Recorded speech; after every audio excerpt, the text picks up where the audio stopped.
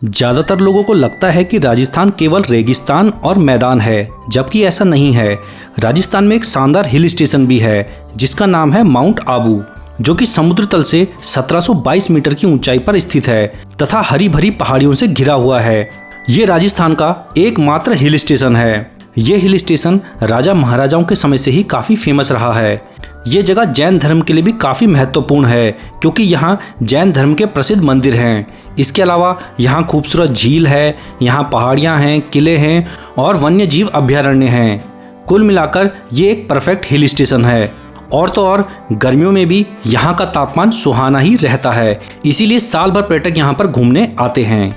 तो चलिए फिर आज के हमारे इस वीडियो में जानते हैं माउंट आबू में घूमने के टॉप 10 टूरिस्ट प्लेसेस के बारे में।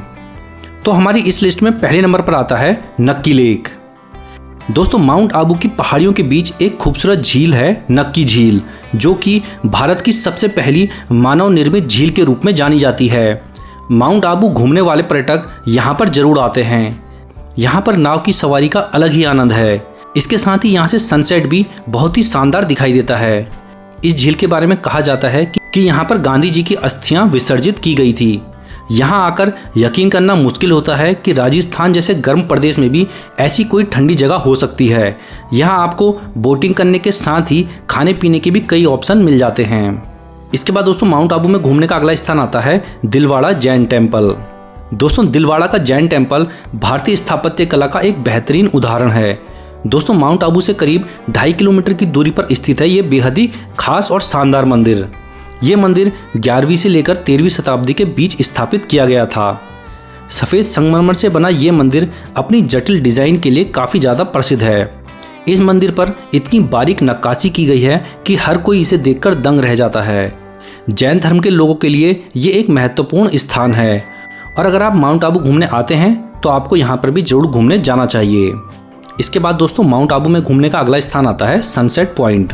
दोस्तों, शहर से करीब 2.5 किलोमीटर की दूरी पर स्थित है सनसेट पॉइंट, जहां से सनसेट का एक बेहतरीन नज़ारा दिखाई देता है। लोग शाम के समय यहां जमा होना शुरू कर देते हैं। यहां सनसेट के समय आसमान लाल हो जाता है। आमतौर पर शहरों में ऐसा सनसेट देखने को नहीं मिलता और फोटोग्राफी करने वालों के लिए तो ये एक बहुत ही सुंदर जगह है। यहाँ से सनसेट का ऐसा नज़ारा दिखाई देता है जिसकी आप कल्पना भी नहीं कर सकते। यहाँ पर आने का जो सबसे सही समय रहता है वो शाम का रहता है।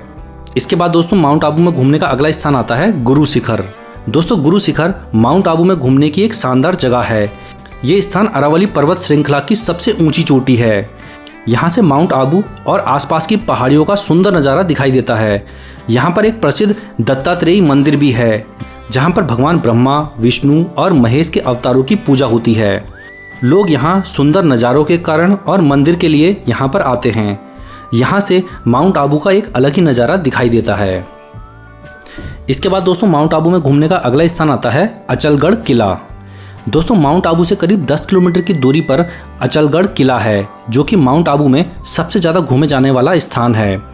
इस किले का निर्माण परमार वंश के राजाओं द्वारा किया गया था और बाद में 1452 में महाराणा कुंभा द्वारा इसका जीर्णोद्धार करके इसका नाम अचलगढ़ कर दिया गया। इस किले के बाहर ही यहाँ का प्रसिद्ध अचलेश्वर मंदिर भी है। ये प्राचीन किला आज भी अपनी शानो शौकत से यहाँ पर खड़ा है।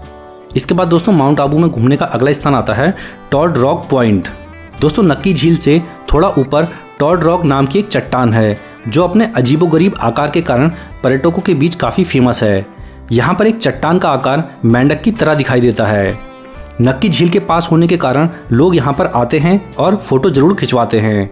यहाँ से नक्की झील का एक शानदार व्यू दिखाई देता है।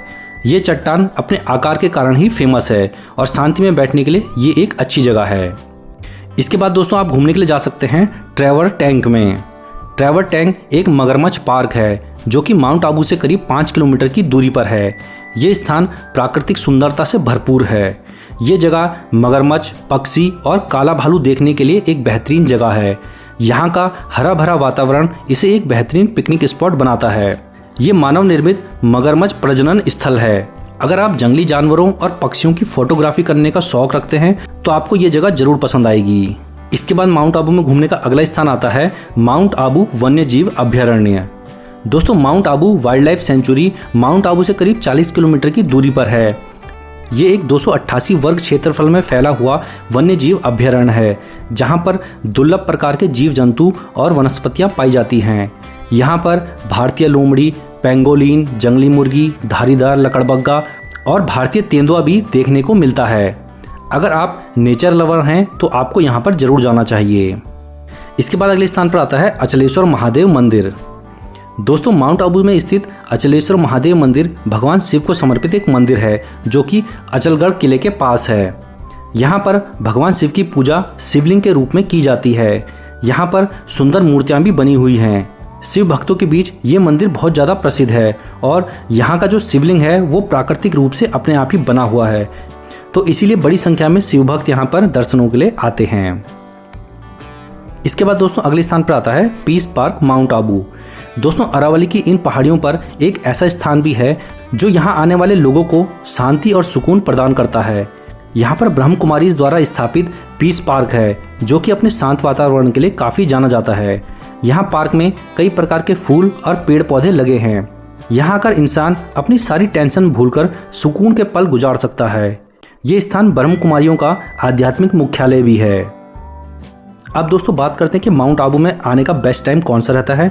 तो दोस्तों, माउंट आबू में आप साल भर में कभी भी आ सकते हैं। यहाँ का जो मौसम है वो साल भर सुहाना ही रहता है।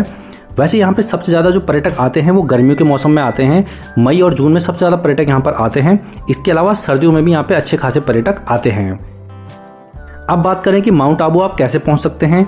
तो दोस्तों, अगर बस की बात की जाए तो बस से आप उदयपुर, जयपुर और अहमदाबाद से आपको डायरेक्ट बस मिल जाएगी माउंट आबू के लिए।